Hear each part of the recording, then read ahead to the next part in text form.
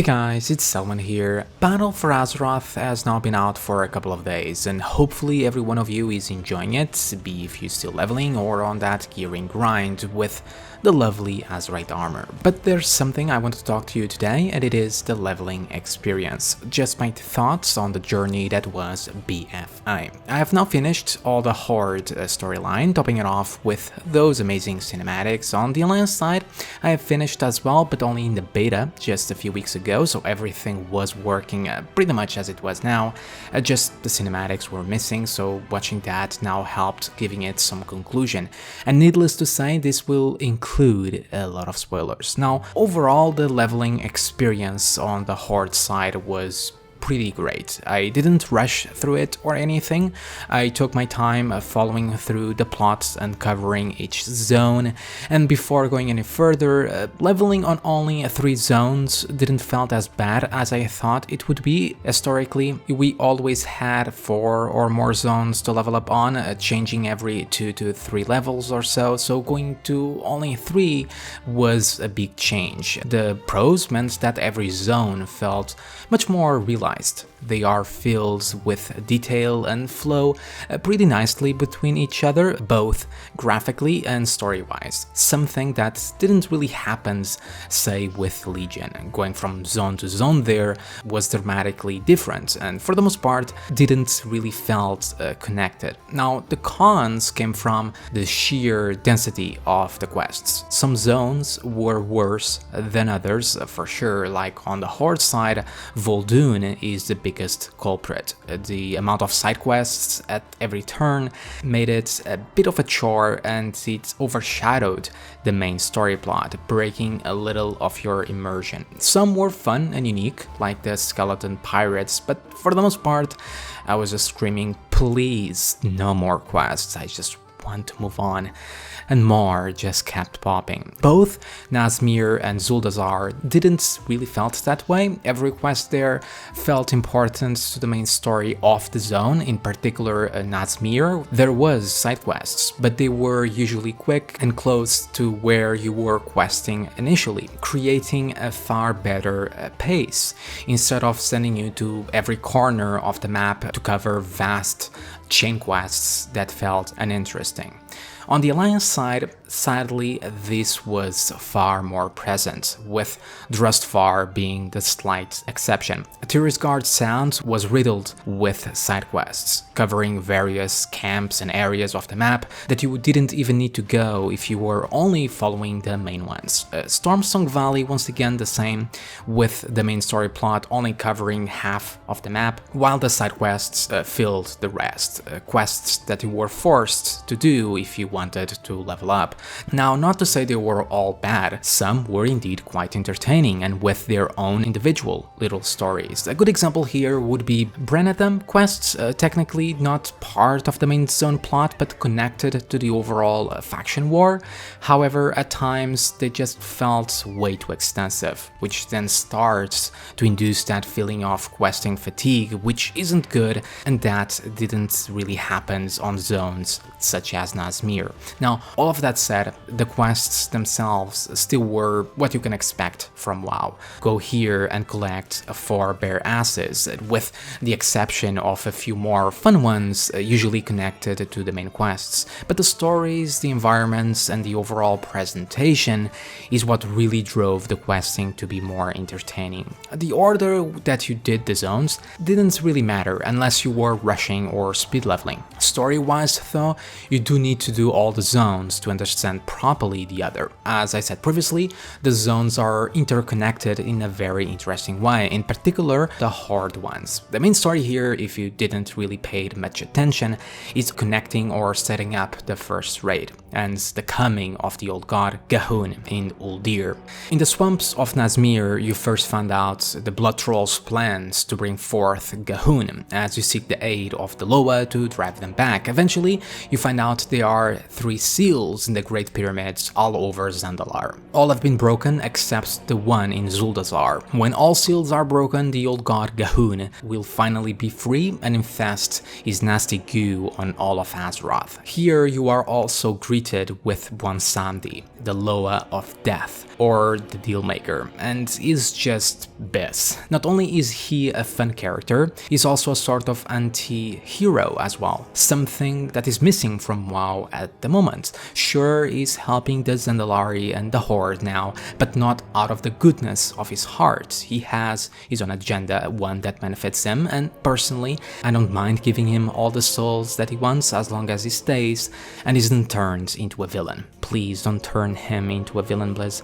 In general, though, I think they did a pretty good job with the Loa in this zone, in just fleshing them out a bit more, exploring things we previously didn't know about them, especially Bwonsamdi. In Vol'dun, you had the story of the Vulpera to some extent, but mostly about the Sethrak, which long ago stopped the old god minion Mithrax from breaking one of the seals, which eventually gets broken anyway due to the general that I refuse to pronounce the name, but sadly Vol'dun isn't really gonna be remembered by this story plot, but how it was annoyingly filled with side quests. Surprisingly, Sethrax, or Snack People, happened to be far more interesting bunch than I first gave them credit for. As for the zone itself, I missed a desert area, especially a good looking one as this, so it was a nice change of pace. Then you had Zuldazar, with the inevitable betrayal of Zul against King Rastakhan and the rest of the Zenchuli Council. Here you are introduced to another powerful Loa, Rezan, the Loa of Kings, which sadly doesn't last too long until he turns into yet another minion. Now, this all finishes in the awesome cinematics and scenario after we finish all the zones, setting the path that will lead to the first raid Uldir with the breaking of the final seal. Someone should really think about placing some doors there, by the way. And the culmination of every story plot from each zone clashes in this final awesome battle, and with obvious foreshadowing around Bwonsamdi. All of this added some urgency to the Horde's main storyline and made the story feel more crucial to the overall world. Now, the Alliance zones share some parallels in terms of storytelling. In Teresgard's sound, the equivalent to Zuldazar, we once again are presented with a betrayal type of story, with the rise of the pirate queen Lady Ashvane, advisor of Lady Katherine, the ruler of Kultiras. In Dressfar, with mysterious magics and witches, with the influences of a by-long lost race called the Drest and its leader Gorak Tul, but by far my favorite zone in Kultiras, if not BFA as a whole. Then we had the unique take of Stormsong Valley with the Tidesage priests, the ones responsible of blessing the Kultiran ships that have now been twisted by the dark forces of the void coming in from the waters. Overall, the Alliance zones and stories felt more grounded and localized in Kultiras than the Horde variant, more classic fantasy based as well, which in some circumstances made me feel more immersed in the world than Zandalar, as it felt more like a living and breathing world, especially its cities and villages. The main story plot of the Alliance, though, was also far more personal, focusing on characters like Jaina and Katherine, which then wraps up nicely with those beautiful cinematics. There were threats, of course, like the Drest and Lady Ashvane and its eventual connection to the Naga, and on Stormsong Valley one cannot avoid the foreshadowing involved with Azjara and the old god beneath the tides, and we all know who that is. And all of that interconnects with Lady Ashvane as well to some extent. No story can really be good without decent characters, and that's where the Alliance side really shines with Jaina's arc. And I think in Battle for Azeroth, what made the questlines far more interesting on both the Alliance and Horde was exactly the characters. Not even in Legion they took such big roles in the overall storyline, and I'm really glad to see that here. here. So that said, going back to the parallels that I mentioned before, we also see it vividly between Jaina and Princess Talanji, both daughters of a parent in charge of a powerful nation, suffering from political corruption, which eventually leads to the betrayal and the almost fall of that same nation, finally both at the hands of someone guided by the forces connected to the void. Totally not an old god expansion, right?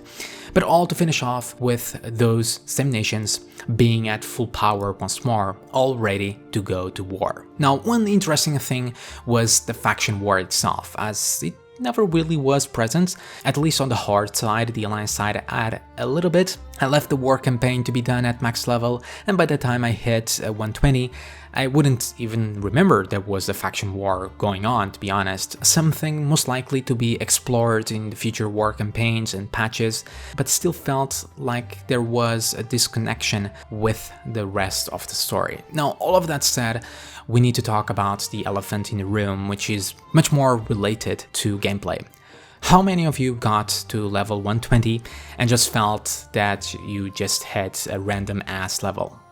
Yeah, you're not the only one. Where is the character progression, you might wonder? For me, that has been the biggest problem with leveling and BFA in general. Every level just felt like a roadblock that I passed, but didn't really lead anywhere, all to reach the end of the road to find it empty. Azerite traits are here, sure, but don't really cover what a new talent row or ability provided, which is a real shame. But overall, the story and characters, the overall presentation, the environment, the music made the leveling quite entertaining, really immersing you into these new worlds. Sadly though, the gameplay side of it took a bit of a hit. And we can all agree, for a 14-year-old game, it still manages to look amazing, be from mountain ranges to jungles, swamps, deserts, and weaker forests. Now, what can we expect to come next, besides our gear grinds and old gear? Well, I think we actually gonna see some faction war, finally bleeding into these new two continents. We have now been properly introduced into these new races and cultures and have their trust, and that was what the cinematics were about in the end. All that is left is for them to join our ranks as an allied race and in turn the war. So I'm highly positive the 8.1 patch is gonna be somewhere along those lines, the joining of the Zandalari and Kultiras to its respective faction and full-out naval war, with subsequent patches dealing with bigger concerns such as the Naga and potentially more old god tentacled goodness, maybe possibly interrupting that same war. Personally though, I'm really looking forward to what they will do with Bwonsamdi. The extent of his power is still very much a mystery, and hell, now that he's connected to King Rastakhan and all subsequent rulers, it's gonna grow even more. And the fact that he seems to hate anything to do with undead and void, even though he's a being of death as well, makes it all more interesting in this current stage of the storyline. Not only that, doesn't it feel nice to be finally free of demons and fel? So yeah guys, do let me know what you all think about the leveling. Could be story-wise, questing, or even gameplay-wise. Does having no new abilities really bother you? And did it make you feel like hitting a level cap didn't really have that oomph feeling? Did you enjoy the storylines, either Alliance or Horde? And as always, thank you for watching. Remember to like and subscribe to get more videos like this, and check out my Patreon if you wish to support the channel. Have a fantastic day everyone, and I'll see you all next time. See ya!